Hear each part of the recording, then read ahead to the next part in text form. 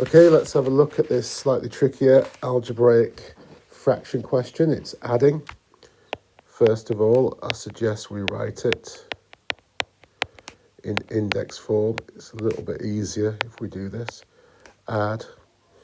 Now that's x minus 2 squared and then cubed rooted, so it's 2 over 3. I'm going to make the denominators the same, so I'm going to multiply by top and bottom by x minus 2 to the third. X minus 2 to the third. So that's exactly the same because I've just multiplied by x minus 2 to the third and divided by that. Let's now do a bit of simplifying. So I've got x over x minus 2 to the third. Oh, it's not very clear. Plus, well, at the bottom, of course, it's x minus 2 to the third. Let's look at what's happening in the numerator on the right-hand side fraction.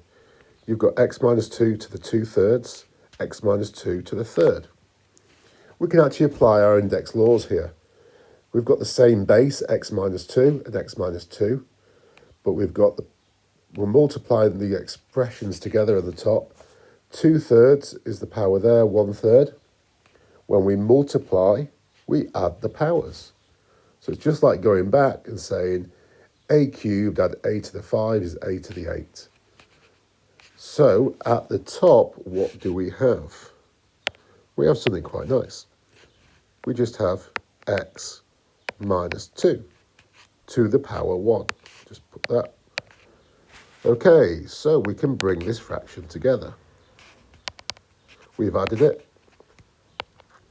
So I've got x minus 2 to the third. I'm now going to revert back to the cube root notation. And at top, x plus x minus 2, 2x minus 2.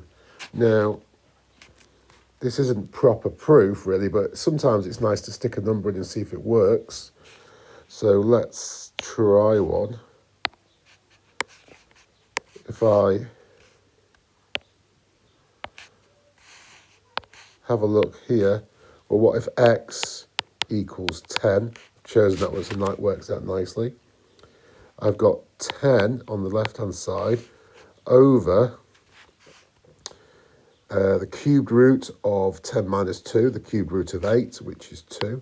10 over 2 plus, and on the right-hand side, 10 minus 2 is 8, squared is 64, cubed root is 4. That's 10 over 2 plus 4, is 5 plus 4 is 9. So all I've done is I've put 10 into that. Well, let's see what happens. This is just seeing if it's feasible at least. 2 times 10 minus 2 is 18.